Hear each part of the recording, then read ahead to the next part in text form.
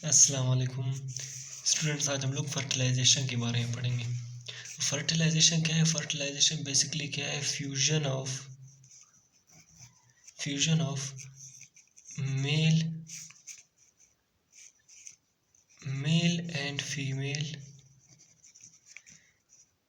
And female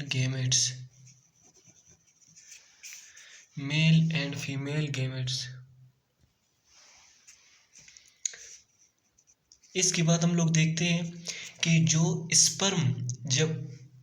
sperm जो fertilisation के लिए आता है उसको कौन कौन से मसाइल या प्रॉब्लम्स उसको फेस करने पड़ते हैं, तब आता है एग को फर्टिलाइज करने के लिए।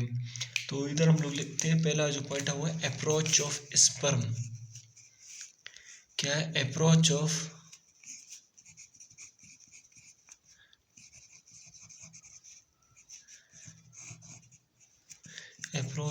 स्पर्म? अप्रोच ऑफ स्पर्म एक एजेकुलेटरी ऑर्गन है, जो पीनस जो मेल का, उससे जब एक एजेकुलेशन होता है उसमें जो वन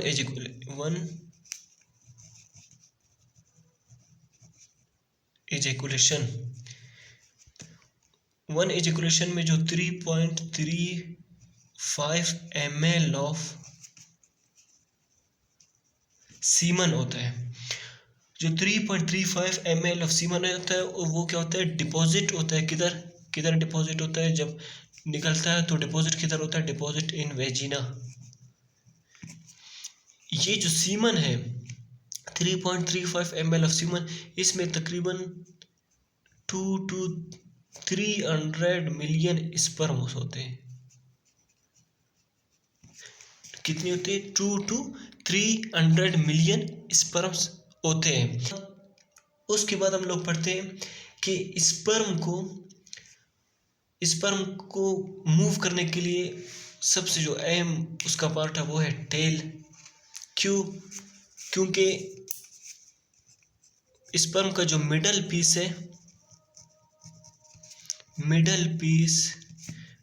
पीस ऑफ स्पर्म, उसमें क्या होता है? माइटोकॉन्ड्रिया होता है। क्या होता है? माइटोकॉन्ड्रिया। और ये कौन से शेप का होता है? ये होता है रिबन शेप्ड का।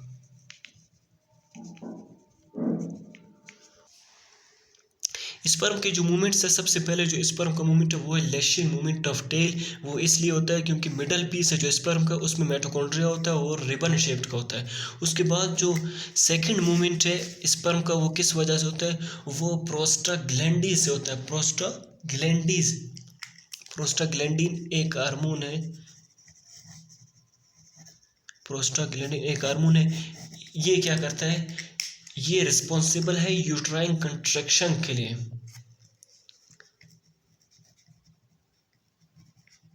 रिस्पॉन्सिबल फॉर यूट्राइन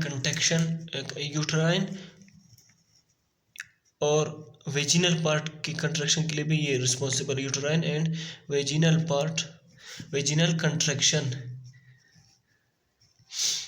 तो क्या होता है कि जो वेजिना है ये अपवर्ड स्पर्म को खींचता है। वेजिना क्या करता है? स्पर्म को अपवर्ड किस तरफ खींचता है? अपवर्ड फैलोपियन ट्यूब की तरफ। किसकी तरफ? फैलोपियन ट्यूब की तरफ, ताकि स्पर्म वहाँ जाए और फैलोपियन ट्यूब में फर्टिलाइज हो जाए। उसके बाद एक और मूवमेंट है, उसको कहते हैं हम लोग पेरिस्टाल्टिक मूवमेंट। थर्ड क्या है? Peristaltic movement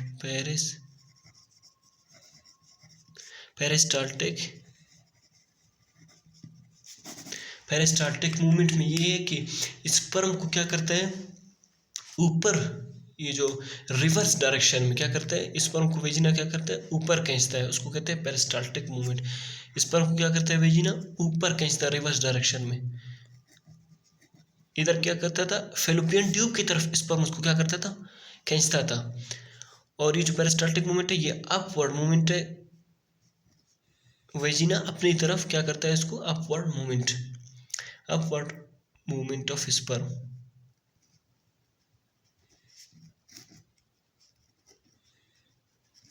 sperm. उसके बाद जो थर्ड यानी फोर्थ जो स्पर्म का मूवमेंट है वो है aspiratory movement of uterus. Aspiratory movement of uterus.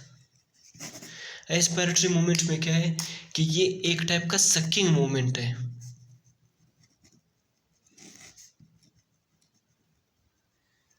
क्या होता है, ये जो यूट्रस है ये इस तरह होता है और क्या करता है, उसको स्पर्म को ऊपर खींचता है। ये एक टाइप का सकिंग मूवमेंट है, जैसे चूसने वाला, इस तरह सकिंग मूवमेंट है। तो यूट्रस का भी बहुत बड़ा रोल है किसमें, स्पर्म के मूवमेंट में। उसके बाद हम लोग देखते हैं बैरियर के स्पर्म को कौन कौन से मसाइल पेश आते हैं, रेजिस्टेंस स्पर्म को कौन कौन से आते हैं कि उसके बाद स्पर्म आकर फर्टिलाइजेशन के लिए एग को टच करता है। स्पर्म को जो मुख्तलिफ रेजिस्टेंसेस या मूवमेंट्स पेश आते हैं उसके मूवमेंट के दौरान, वो पहला जो मूवमेंट है वो है थिक एंडोमेट्रियल लाइनिंग। ये क्या होता है कि जब 14th day of menstrual cycle 14th day of menstrual cycle में क्या होता है, एग क्या होता है, रिलीज होता है। एग क्या होता है, रिलीज किधर से रिलीज होता है, रिलीज होता है ओवरी से, और स्टोर किधर होता है, स्टोर्ड इन फैलोपियन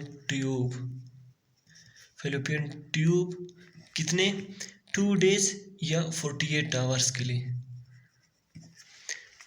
अच्छा, जब ये 14 डे हो जाता है यानी ओव्यूलेशन का, मेंस्ट्रुअल साइकिल का, तो ये जो एंडोमेट्रियल लाइनिंग है ये यूट्रस से,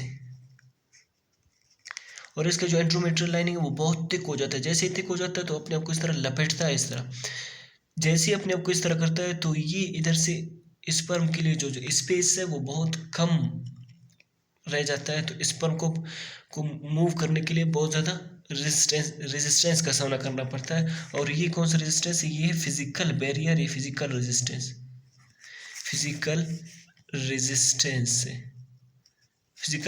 या फिजिकल बैरियर है। स्पर्म को बहुत सारे क्या करना है, ये जो फोल्डिंग है इनसे पास होना है। स्पर्म को फोल्डिंग से क्या होना है, पास होना है। और इधर ये फोल्डिंग से पास होने के दौरान बहुत से स्पर्म अपना जो मूवमेंट है या अपना जो एनर्जी है वो सारा क्या करते हैं, लूज करते हैं, और इधर ही वो मर जाते हैं और डाई हो जाते हैं और फर्टिलाइजेशन तक नहीं पहुंचते। सेकंड जो है वो है केमिकल्स। ये जो वेजिनल है पार्ट है वो एसिडिक पीएच है वेजिना का। तो इसमें ये जो यानी फीमेल रिप्रोडक्टिव ट्रैक्ट है, फीमेल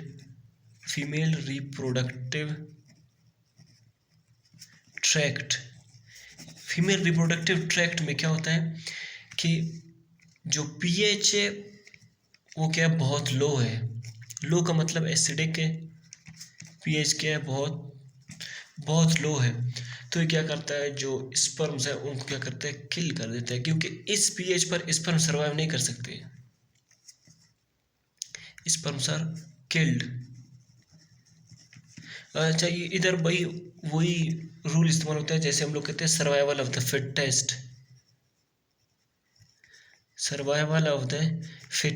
जैसे वाइल्ड यानी जंगल में जो भी जानवर क्या होता है, चुस्त होता है, तो वो क्या करता है, बच जाता है, और जो कमज़ोर होता है वो क्या करता है, मर जाता है, उसको जानवर वगैरह क्या करते हैं, कहा जाते हैं। इधर हम लोग कहते हैं कि स्पर्म क्या होता है कि इस एसिडिक मीडियम में क्या होता है, डाई हो जाता है। लेकिन सारे स्पर्म इस तरह नहीं होते, क्योंकि स्पर्म जैसे ही इंटर होता है वेजिनल पार्ट में, स्पर्म से कुछ और भी इसके साथ रिलीज होते हैं, फ्रुक्टोज है, या सीमन में और भी बहुत सारे केमिकल सब्सटेंसेस हैं जो स्पर्म को क्या करते हैं, प्रोटेक्ट भी करते हैं किसी हद तक।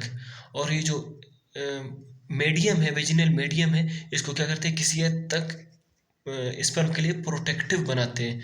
तो सारे स्पर्म तो इस तरह नहीं होते, मतलब कि ये कि सर्वाइवल ऑफ द फिटेस्ट, जो भी स्पर्म का जितना ज़्यादा एनर्जी हो गया वो इतना इधर से गुजर जाएगा, जो जितना ही कम हो गया वो क्या हो जाएगा, इधर किल हो जाएगा और डाई हो जाएगा। इसके बाद जो थर्ड है, इसको बैरियर पेश आता है, यानी जो बैरियर है या इसको हम लोग कहते हैं रेजिस्टेंस। ये क्या करते हैं कि जैसे ही जो स्पर्म है वो क्या करते हैं, इंगल्फ हो जाते हैं फीमेल रिप्रोडक्टिव ट्रैक्ट में क्या होते हैं, engulf in female reproductive tract में क्या होते हैं, स्पर्म क्या होते हैं, इंगल्फ हो जाते हैं। जैसे ये क्या करते हैं, आफ्टर ये जब जैसे ही क्रॉस करते हैं बैरियर को, किसी बैरियर को जैसे ही क्रॉस करते हैं, स्पर्म जो 100 स्पर्म है वो सिर्फ 100 स्पर्म क्या करते हैं, री पहुंच जाते हैं। जैसे ये इन सारे जो बैरियर्स हैं इनको जैसे ही सारे स्पर्म जो क्रॉस करते हैं सिर्फ 100 स्पर्म बच जाते हैं, 100 sperm come to fallopian tube, क्या हो जाते हैं, फेलोपियन ट्यूब तक पहुंच जाते हैं। और इनका जो स्पीड है वो कितना है, वो है 1 to 4 मिलीमीटर पर मिनट। ये क्या है, ये इनका स्विमिंग स्पीड है। क्या है, स्विमिंग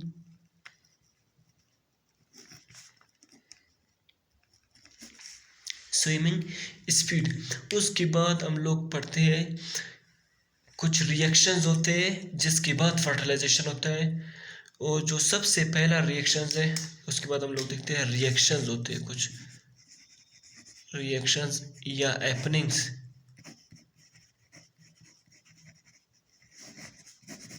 उसके बाद क्या होते हैं, वो फर्टिलाइजेशन शुरू हो जाता है। सबसे पहला जो स्पर्म वेरी इंपॉर्टेंट है स्पर्म का, वो पहला पॉइंट है वो है कैपेसिटेशन।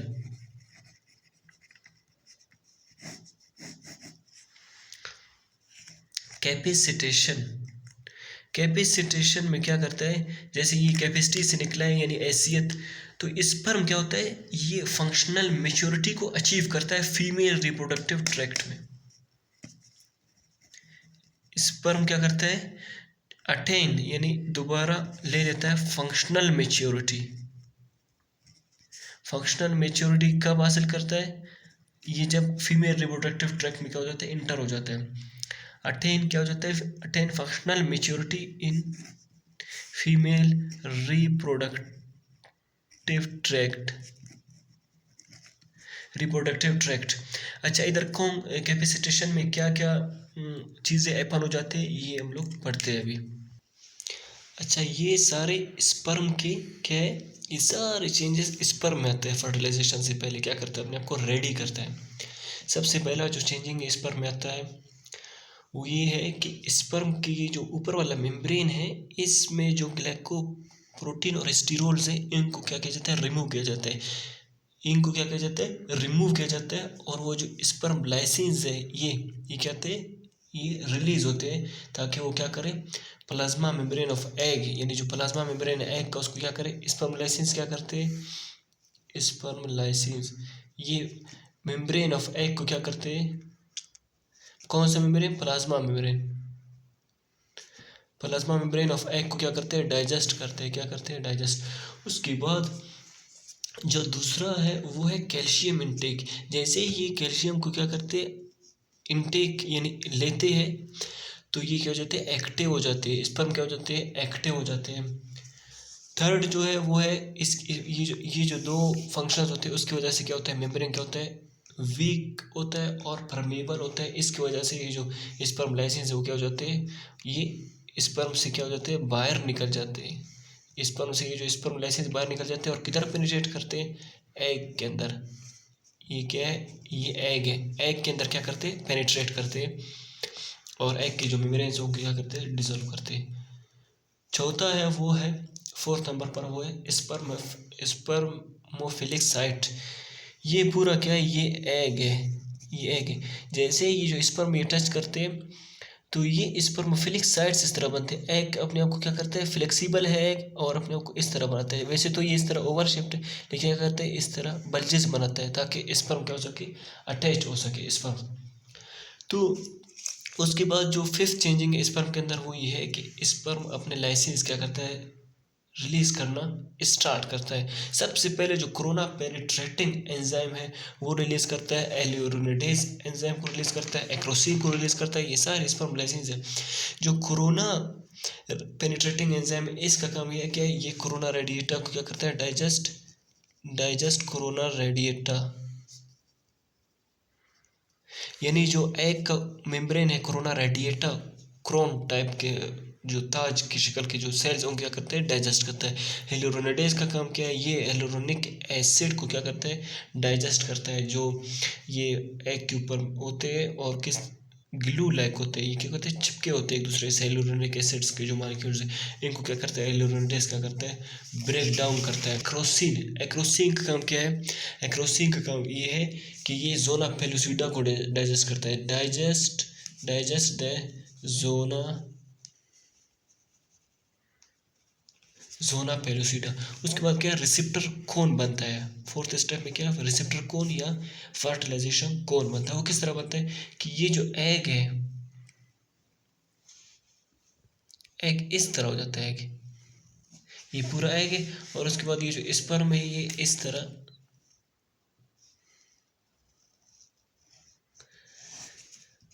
ये पूरा इसको कहते हैं रिसेप्टर कोन, फर्टिलाइजेशन कोन। फिर क्या होता है, ये इधर ही तक क्या होता है, ये सारे चेंजेस किस में आते हैं, ये स्पर्म में आते हैं। अभी हम लोग पढ़ेंगे एग में कौन कौन से चेंजिंग आते हैं, किसके दौरान, फर्टिलाइजेशन के बाद, चेंजेस इन एग, एग या ओवम, ये पढ़ रहे हैं हम लोग।